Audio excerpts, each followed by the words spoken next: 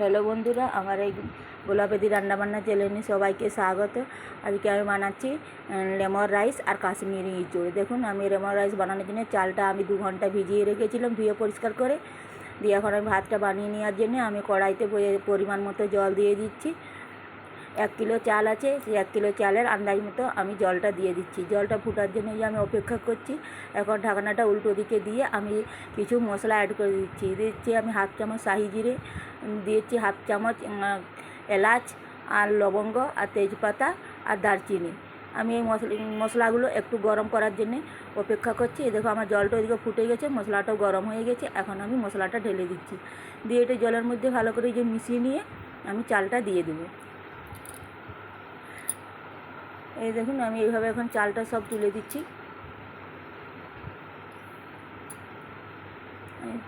চালটা দেওয়া হয়ে গেছে, এখন আমি ভালো করে এটুকু মিশিয়ে নিয়ে এটা আমি চাপা দিয়ে দেবো। এখন ভাতটা আমার যে ফুটে গেছে, এখন আমি দিয়ে দিচ্ছি 1 চামচ ভিনিগার আর দিয়ে দিচ্ছি 1 চামচ সাদা তেল। ভিনিগারটা দেওয়ার কারণে ভাতটা কিন্তু একদম পরিষ্কার ধপধপে হবে, একটা ভাত ভাঙবে না। আর তেলটা দেওয়ার কারণে ভাতের গায়ে গা লাগবে না, একদম ঝরঝরে হবে। এই দেখুন, আমার ভাতটা হয়ে এসছে। এখন আমি ভাতটা আমি ছেঁকে নেব। খুব বেশি নরম করব না ভাতটা। দেখুন, আমি ভাতটা এখন ছেঁকে নিচ্ছি। একটা ছান্তার সাইজে আমি ভাতের ফ্যানটা জড়িয়ে নিচ্ছি।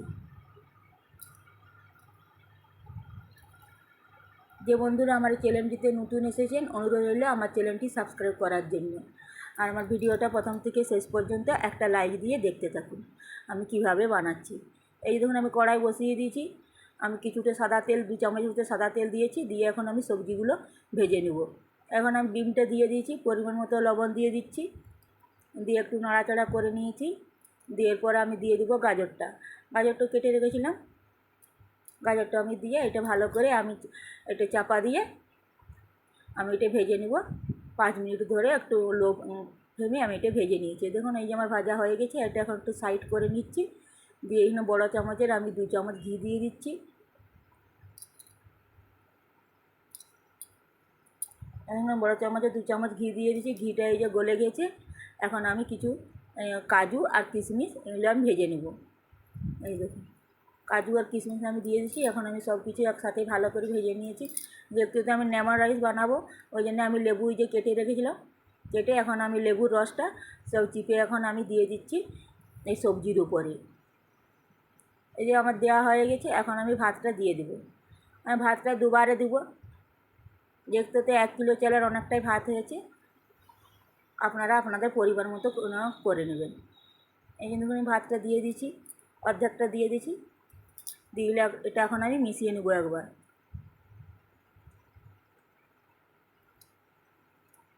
এই যে দেখুন, আমি মিশানো হয়ে গেছে। এখন আমি এটা চিনি দিয়ে দিচ্ছি ভাতটার পরিমাণ মতো, 3 চামচ।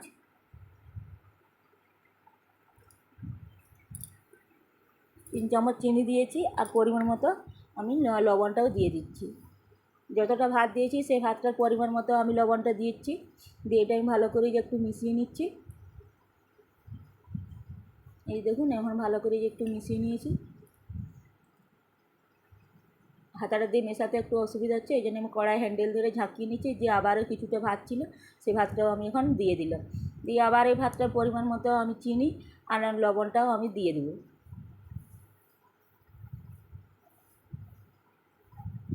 এই লবণটা চিনিটা ঠিকঠাকভাবে যেমন মাপটা হয় দিলে কিন্তু খেতে খুব ভালো লাগে। এই যে দেখুন, এইভাবে কড়াই হ্যান্ডেলটা ধরে আমি ঝাঁকিয়ে এটা মিশিয়ে নিচ্ছি। দেখুন, এটা আমার ভাতটা মেশানো হয়ে গেছে। একদম গ্যাসটা লো ফ্লেমে করে আমি এটা রান্নাটা করে নিয়েছি। এরপর আমি বানিয়ে নেব লেমন রাইসের সাথে কাশ্মীরি ইঁচড়।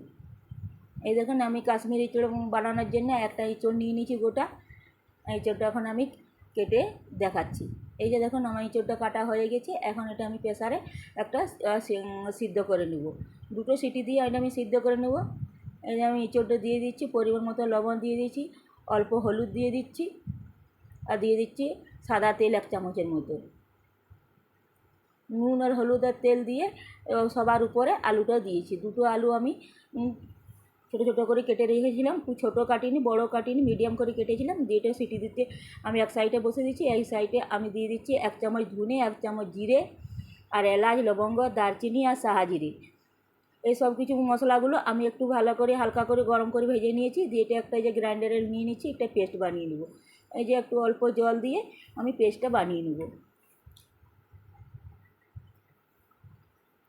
এই যে দেখুন, এটা আমার এদিকে সিদ্ধ হয়ে গেছে, 2টো সিটি দিয়ে দিয়েছিলাম। এখন একটা জালি টকাতে আমি ঢেলে নিয়েছি এই জলটা ঝরার জন্য। এখন কড়াই বসিয়ে দিয়েছি, তেল ঢেলে দিয়েছি, তেলটা গরম হয়ে গেছে। এখন আমি আলুটা ভেজে নেব। এই দেখুন, এখন আমি আলুটা ভেজে নিচ্ছি। আমার রেসিপিটি যদি আপনাদের ভালো লেগে থাকে তাহলে বন্ধুরা অবশ্যই একটা লাইক, কমেন্ট, শেয়ার করবেন। অনুরোধ রইল আমার চ্যানেলটি সাবস্ক্রাইব করার জন্য। এই দেখুন, আলু ভাজা হয়ে গেছে। এখন পেঁয়াজ বাটা আর রসুন বাটাটা আমি ভেজে নিয়েছি ওই আলু ভাজার তেলে। আর যে মশলাটা আমি পেস্ট করে রেখেছিলাম, মশলাটা আমি 2 চামচ দিয়ে দিচ্ছি। আর দিয়ে দিচ্ছি পরিমাণ মতো লবণ। দিয়ে এটা ভালো করে একটু মিশিয়ে নিয়েছি। দিয়ে আবার পরিমাণ মতো হলুদটাও দিয়ে দিচ্ছি। দিয়ে আবার এটা একটু ভালো করে আমি মিশিয়ে নিয়েছি। দিয়ে এখন আমি টমেটোটা যে বেটে রেখেছিলাম, টমেটো বাটাটা 3টে টমেটো আমি বেটে রেখেছিলাম, টমেটো বাটাটা দিয়ে দিচ্ছি। দিয়ে দিচ্ছি লঙ্কা গুঁড়ো 1 চামচ, আর দিয়ে দিচ্ছি 2 চামচের মতো টক দই। দিয়ে দিচ্ছি পরিমাণ মতো চিনি। দিয়ে দইয়ের বাটিটা ধুয়ে একটু জল দিয়ে দিলাম মশলাটাতে। মশলাটা ফুটে গেছে। এখন আমি সিদ্ধ করে রাখা এঁচোড়টা আমি দিয়ে দিলাম। দিয়ে এঁচোড়টা দিয়ে আমি একটু ভালো করে কষে নিয়েছি। দিয়ে এখন ভেজে রাখা আলুটা আমি এর উপরে দিয়ে দিচ্ছি। দিয়ে আবারও আমি এটা গ্যাসটা একদম মিডিয়াম ফ্লেমে রেখে আমি 2 মিনিট কষে নিয়েছি। দিয়ে অল্প একটু জল দিয়ে আমি আবার এটা একটু কষে নেব। একটু ভালো করে একটু কষে নিতে হবে। এই যে দেখুন, দিয়ে আমি আবারও একটু যে জল দিয়ে দিচ্ছি। দিয়ে এটা আমি ফুটিয়ে নামিয়ে নেব। এইভাবে আপনারা একবার বাড়িতে কাশ্মীরি ইঁচড় আর লেমন রাইস বানিয়ে খেয়ে দেখুন, খেতে খুব অসাধারণ হয় এবং দুর্দান্ত স্বাদের হয়। এই যে দেখুন, আমার ভাতটা কত ঝরঝরে হয়েছে, ভাতের গায়ে একটা গা লাগে না। এই যে কাশ্মীরি ইঁচড় আর লেমন রাইস আমার একদম পারফেক্ট হয়ে গেছে।